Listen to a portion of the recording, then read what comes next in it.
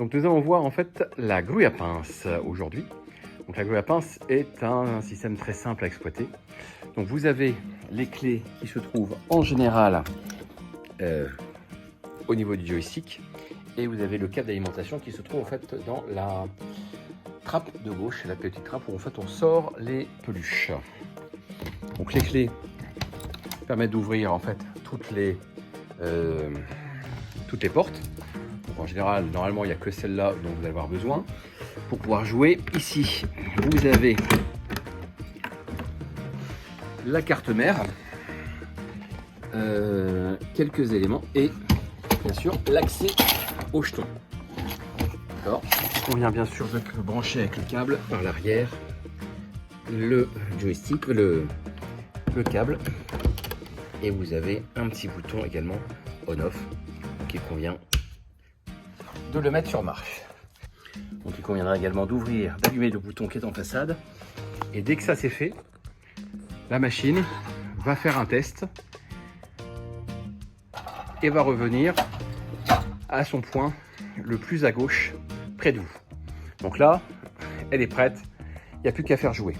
Donc, les joueurs en fait vont simplement poser le jeton et la machine, vous avez vu en fait, va directement se positionner à un endroit donné. Donc là, j'ai sur l'écran, j'ai le numéro 1. Donc le 1, c'est parce que j'ai mis un crédit, j'ai mis une pièce pour jouer.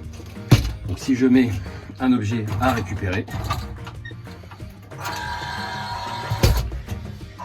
ça la prend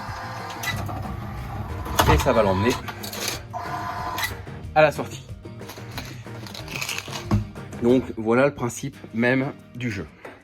Alors il existe d'autres modèles où en fait le tiroir se trouve à un autre endroit.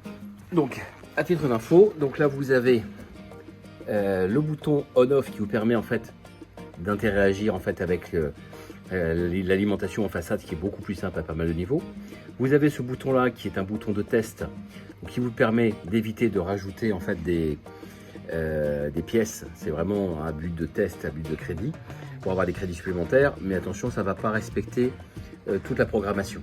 Donc c'est vraiment quand on a mis un jeton que ça respecte la programmation. Là ça peut vous aider en fait pour certains points. Là vous avez un bouton volume et ces deux boutons là, VR1, VR2, en fait vous les laissez à fond. Vous y touchez pas, c'est juste pour quand la machine est prévue pour ne pas prendre, en fait elle va quand même fermer. Si vous retirez VR1, VR2, en fait si vous les diminuez, en fait elle va même pas fermer, donc les gens voient bien que c'est du flanc.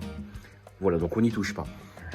Donc après, comme je disais, la machine, vous avez bien sûr moyen d'accéder sans problème à la partie haute pour remanier régulièrement, ça serait nécessaire, les peluches ou les capsules. Et c'est la partie basse, en fait, normalement, vous n'y touchez que pour reprendre des jetons. Voilà, normalement, vous n'avez pas jamais à toucher à la carte électronique, sauf problème, auquel cas, en fait, on voit ça ensemble par téléphone. Dernier principe, quand la machine, vous avez mis un crédit, là j'en ai deux, tant que je n'ai pas touché au joystick, rien ne se passe. À partir du moment où je touche au joystick, il me reste 50 secondes pour diriger et appuyer sur le bouton pour lancer le jeu.